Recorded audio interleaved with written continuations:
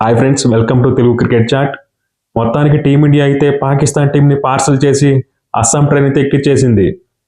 India మరియు పాకిస్తాన్ జరిగిన మ్యాచ్లో ఆల్రౌండ్ షోతో పాకిస్తాన్ అయితే కోలుకోలని దెబ్బతీసి గ్రూప్ స్టేజ్లోనే ఎలిమినేట్ అయ్యేలా చేసింది. ఈ మ్యాచ్లో కనుక చూసుకుంటే విరాట్ కోహ్లీ మరొకసారి పాకిస్తాన్పై చెలరేగిపోయాడు.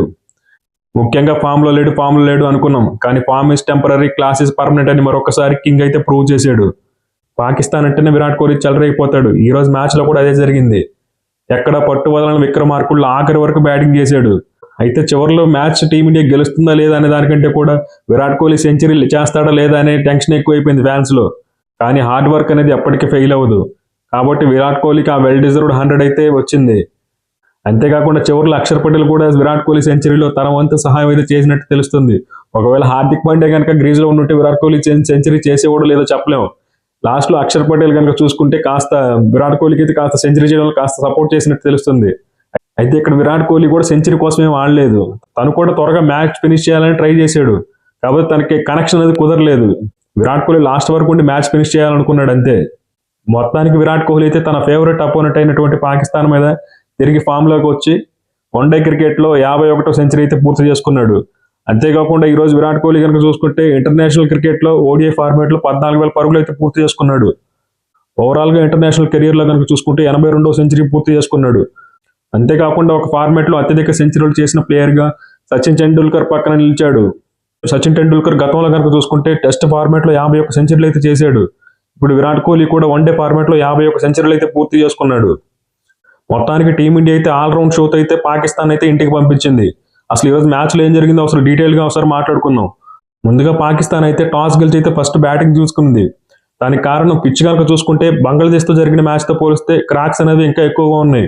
కాబట్టి సెకండ్ హాఫ్లో బ్యాటింగ్ చేయడం ఇంకా కష్టం అనుకున్నట్టున్నారు. అందువల్ల టాస్ గెలిచి అయితే పాకిస్తాన్ ఫస్ట్ బ్యాటింగ్ తీసుకుంది. అయితే పాకిస్తాన్ బ్యాటింగ్ వచ్చినప్పుడు అయితే మంచి స్టార్ట్ వచ్చింది. బాబర్ మరియు ఇమామ్ హక్ అయితే మంచిగానే స్టార్ట్ చేశారు. బాబర్ అజం కూడా మంచి టచ్లోకి వచ్చినట్టే కనిపించాడు. మంచి కౌంటర్స్ అయితే కొట్టాడు. మంచి కౌంటర్స్ అయితే కొట్టాడు. గ్రీజ్లో సెట్ అయ్యాడు అనుకున్నాం. లాంగ్ ఇన్నింగ్స్ ఆడతాడు అనుకున్నా నేనైతే బాబర్ అజం. కాకపోతే హార్దిక్ పాండ్యా అయితే ఒక బ్రిలియంట్ డెలివరీ అయితే అవుట్ చేశాడు. బాబర్ అజం అవుట్ అయిన డెలివరీ కనుక చూసుకుంటే Obul SIM delivery.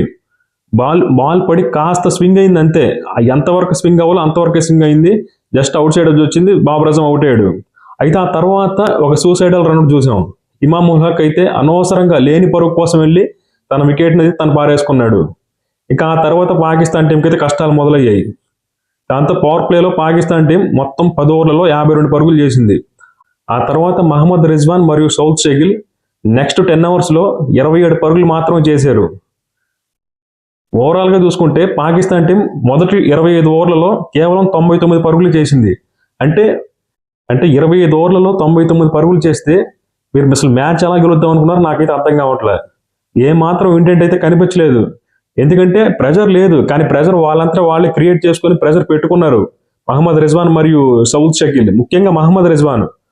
Saud Shakeel అయినా కాస్త ఇంటెంట్ చూపించాడు, అప్పుడప్పుడు కాస్త అటాక్ చేయడానికి ట్రై చేశాడు. మహమ్మద్ రిజ్వాన్ మాత్రం అసలు ఏమాత్రం కూడా ఇంటెంట్ లేదు బ్యాటింగ్లో.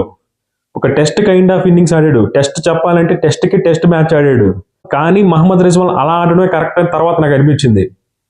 ఎందుకంటే ఎప్పుడైతే మహమ్మద్ రిజ్వాన్ అవుట్ అయ్యాడో ఆ తర్వాత వెంటనే సౌద్ షకీల్ కూడా అవుట్ అయ్యాడు.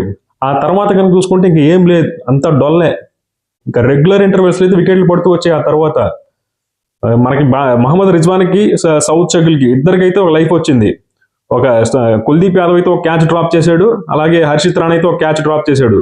కుల్దీప్ యాదవ్ అంటే it's a tough chance, but Harshit Rana అయితే తీసుకోవాల్సిన క్యాచ్ తనైతే వదిలేశాడు. కానీ పెద్దగా టీమిండియాకి అయితే డ్యామేజ్ ఏం జరగలేదు. ఆ తర్వాత వెంటనే వాళ్ళిద్దరు వికెట్స్ అయితే పడ్డాయి. దాంతో పాకిస్తాన్ టీం 151 ఫర్ 2 దగ్గర నుంచి 159 ఫర్ 4 అయింది.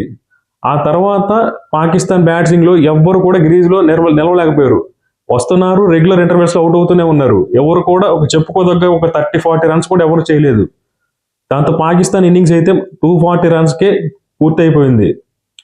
ఇక టీమిండియా బౌలింగ్లో కనుక చూసుకుంటే కుల్దీప్ యాదవ్ అయితే మొత్తం 9 ఓవర్లు వేసి 3 వికెట్లు అయితే తీసుకున్నాడు. మహమ్మద్ షమి అయితే కాస్త ఆఫ్ కలర్గా కనిపించాడు. ఈరోజు తన స్థాయిలో అయితే పర్ఫామ్ చేయలేదు మహమ్మద్ షమి. నిజంగా తన ఫస్ట్ ఓవర్లోనే 5 వైడ్లు అయితే వేసాడు మహమ్మద్ షమి. ఒక్క వికెట్ కూడా రాలేదు ఈరోజు షమికి. లాస్ట్ మ్యాచ్లో చూసుకుంటే 5 వికెట్లు తీశాడు. ఈ మ్యాచ్లో మాత్రం షమి కాస్త ఆఫ్ కలర్గా కనిపించాడు. అంతేకాకుండా షమి రన్అప్ లో కూడా కాస్త ఇబ్బంది పడుతున్నాడు. తన మోకాలు ఇంజరీ అయితే మళ్ళీ కాస్త తిరగబెట్టినట్టు అనిపిస్తుంది. ఇక హర్షిత్ రాణా కూడా మంచి బౌలింగే చేశాడు. కుల్దీప్ యాదవ్ 3 వికెట్లు, హార్దిక్ పాండ్యా 2 వికెట్లు, జడేజా మరియు హర్షిత్ రాణా చెరో వికెట్ అయితే తీసుకున్నారు. కాకపోతే మ్యాచ్ లో మలుపు తిప్పింది మాత్రం బాబర్ అజం వికెటే. నిజంగా హార్దిక్ పాండ్యా అయితే మంచి బౌలింగ్ చేశాడు ఈ రోజు. ఇక ఆ తర్వాత అయితే టీమిండియా అయితే చేజింగ్ స్టార్ట్ చేసింది.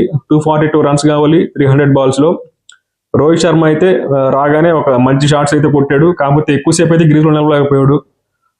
20 రన్స్ చేసి రోహిత్ శర్మ అయితే అవుట్ అయ్యాడు. అయితే రోహిత్ శర్మ అవుట్ అయిన డెలివరీ మాత్రం ఇట్స్ ఎక్సలెంట్ డెలివరీ. నిజంగా చెప్పాలంటే ఖచ్చితంగా మనం షాహిన్ అఫ్రిదికి అయితే క్రెడిట్ ఇవ్వాల్సిందే. It's unplayable delivery. ఇక శుభ్మన్ గిల్ కూడా మంచి బ్యాటింగ్ చేశాడు. తన ఫామ్ కంటిన్యూ చేశాడు. అలాగే కాకపోతే తను 50 అయితే మిస్ అయిపోయాడు. 46 దగ్గర అయితే అవుట్ అయ్యాడు. అయితే శుభ్మన్ గిల్ కి ఒక లైఫ్ కూడా వచ్చింది. ఒక క్యాచ్ అయితే డ్రాప్ అయింది. దాంతో శుభ్మన్ గిల్ అయితే 46 రన్స్ చేసి అవుట్ అయ్యాడు. ఇక ఆ తర్వాత శ్రేయస్ అయ్యర్ మరియు విరాట్ కోహ్లీ మధ్య అయితే ఒక అద్భుతమైన పార్ట్నర్షిప్ వచ్చింది. ఇట్స్ మ్యాచ్ విన్నింగ్ పార్ట్నర్షిప్ అని చెప్పుకోవచ్చు. దాదాపు 114 పరుగుల పార్ట్నర్షిప్ అయితే వచ్చింది. ఇద్దరు కూడా చాలా జాగ్రత్తగా, ఎక్కడ కూడా తొందరపడకుండా వన్డే ఫార్మాట్ లో ఎలా బ్యాటింగ్ చేయాలో రిస్క్ లేకుండా అలాగే చేసి చక్కగా మ్యాచ్ అయితే ఆల్మోస్ట్ టీమిండియా దగ్గరికి అయితే తీసుకొచ్చేసారు. ఇంకా ఆ తర్వాత శ్రేయస్ అయ్యర్ అయితే 50 కొట్టిన తర్వాత కాస్త ఫాస్ట్ గా కంప్లీట్ చేద్దామని ఏదో ఒక షాట్కి అయితే ట్రై చేశాడు, అవుట్ అయ్యాడు. ఆ తర్వాత హార్దిక్ పాండ్యా వచ్చాడు, మంచి ఊపి మీద 4 కొట్టాడు. నేనైతే హార్దిక్ పాండ్యా ఉన్నప్పుడు విరాట్ కోహ్లీ సెంచరీ చేయలేడేమో అనుకున్నా. తనకి ప్రతి బాల్ ఏదో గట్టిగా కొట్టాలని ట్రై చేస్తున్నాడు. కానీ హార్దిక్ పాండ్యా కూడా ఒక గ్లౌజ్ తీసుకొని కీపర్ చేతికి క్యాచ్ ఇచ్చి అయితే అవుట్ అయ్యాడు. ఆ తర్వాత అక్షర్ పటేల్ అయితే వచ్చాడు. అక్షర్ పటేల్ అయితే విరాట్ కోహ్లీ చేత సెంచరీ చేయిద్దాం అనే ఉద్దేశంతో వచ్చినట్టున్నాడు. విరాట్ కోహ్లీ రన్ తీయమని చెప్పినా కూడా తనే తీసుకోకుండా విరాట్ కోహ్లీకి స్ట్రైక్ ఇచ్చే ప్రయత్నం అయితే చేశాడు. ఇక్కడ విరాట్ కోహ్లీ ఇది సెంచరీ కోసం ట్రై చేసినట్టయితే నాకేం కనిపించలా. తన ఫ్లోలో వెళ్ళిపోయాడు. కాకపోతే మ్యాచ్ ని ఫాస్ట్ గా ఫినిష్ చేద్దాం అనుకున్నాడు. అది కుదరలేదు. తనకి లాస్ట్ లో ఏంటంటే టైమింగ్ అనేది కుదరలా స్పిన్నర్స్ కి. పెద్ద షాట్స్ ఆడిపోయాడు కానీ టైమింగ్ కుదరలా. అందుకే కాస్త లేట్ అయ్యాడు అంతే. మొత్తానికి అయితే మనకి తెలుసు కదా, ప్లాన్ అనేది దేవుడు ఆ స్క్రిప్ట్ రాస్తాడు. లాస్ట్ బాల్ కి 4 పరుగులు కావాలన్నప్పుడు ఒక 4 కొట్టి విరాట్ కోహ్లీ అయితే తన సెంచరీ అయితే పూర్తి చేసుకున్నాడు. మొత్తానికి విరాట్ కోహ్లీ అయితే దాదాపు 1.5 సంవత్సరం తర్వాత వన్డే ఫార్మాట్లో అయితే ఒక సెంచరీ అయితే చేశాడు. 2023 వన్డే వరల్డ్ కప్ సెమీఫైనల్ తర్వాత మళ్ళీ వన్డే ఫార్మాట్లో ఇదే తన దగ్గర నుంచి వచ్చిన 100.